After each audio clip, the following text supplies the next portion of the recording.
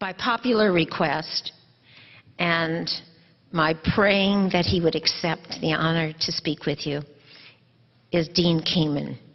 Very special in this nation, but what has really made me a terrific fan of his has been his ability to pique interest of the students of this country for engineering. I am here for one and only one thing, to shamelessly grovel and beg for support for FIRST. I'm told that this room has a higher density of low-hanging fruit when it comes to people that are passionate about science and technology than any other place I could be on a Saturday morning, and that is the reason I'm here. I was told I have to talk a little about what my little company does to get some credibility with all of you.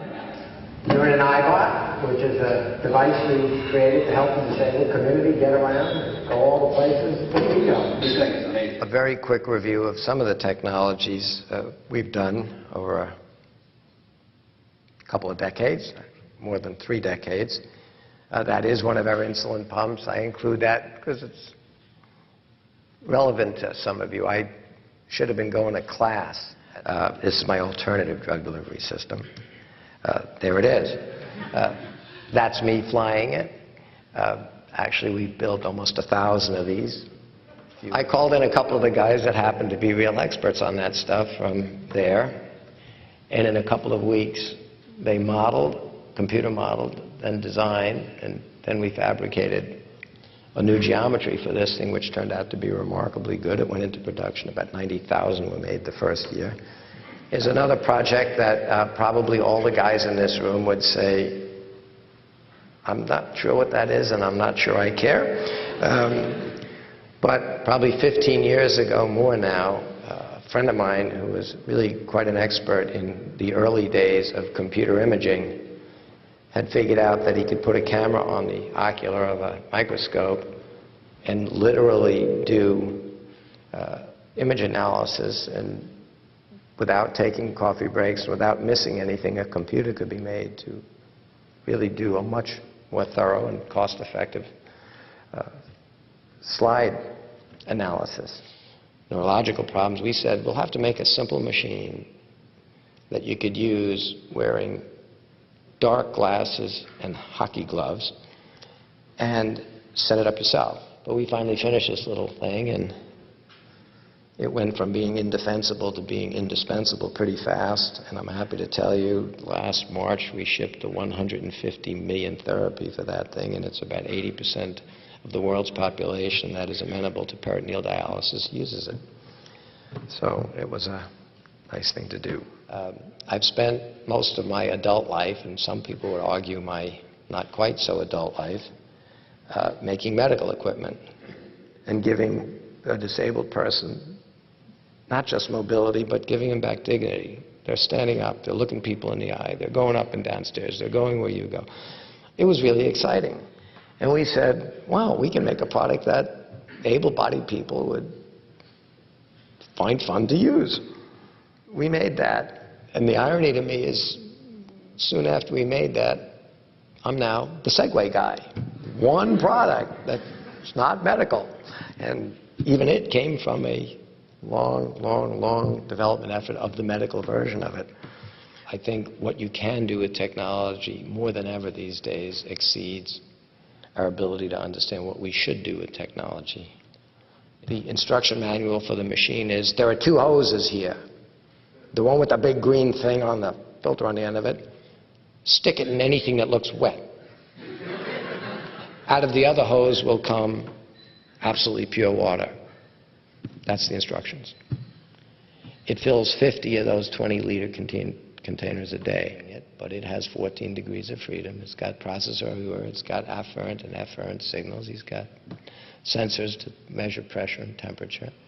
And it weighs 8.9 pounds, and it would fit on a 50th percentile female frame. If, as you heard this morning, President, if we don't dramatically change the number of kids in this country that are capable of understanding the world around them and doing something about its problems, this world is currently in a race between education and catastrophe. And all you have to do is read any newspaper any day, and it looks like catastrophe is winning. So we actually do have a crisis, and it ain't cricket, boys and girls. It's thinking, it's science, it's technology. We really will make science and technology a fun sport, but not a science fair. We've got data from last year, 1,684 high school teams, 43 little cities like New York, Detroit, Chicago, Los Angeles, San Jose, Cleveland, Seattle, Houston, Atlanta. March Madness was mad. First Lego League, we had 13,705 teams, 450 events, 42 countries. Our newest competition, we already have 1,000 teams. Most companies would like to see growth like this. This is America. Anything can happen. If this was all about education, the teachers will do just fine, but it's not. We need to change the culture.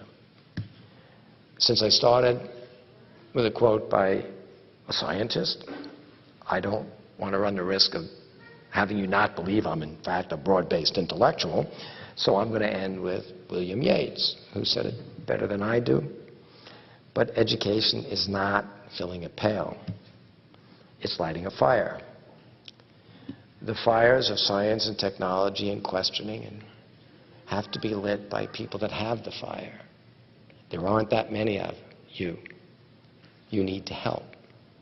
You'll get more out of it than you put into it. You'll hopefully keep this world ahead of disaster. Do it because you're a responsible professional. Do it because you have the selfish interest of staying in a country that we want to be proud of. Do it for whatever reason you want. Try it once. If you don't like it, don't come back. Although I will point out it's habit forming. But we need you. It's always easy to say, I can do it later. You can always tell me you're busy.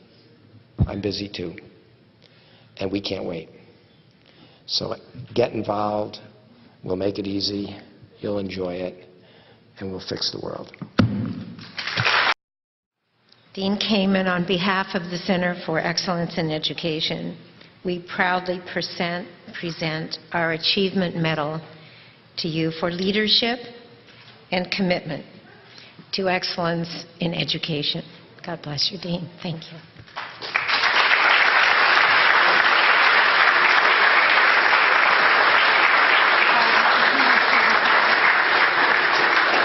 The medal is presented by Dr. John Mather, Nobel Laureate of Physics, 2006.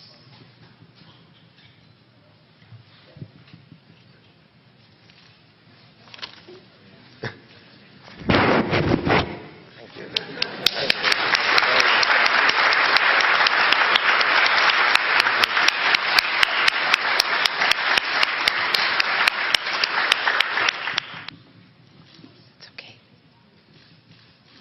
Do you need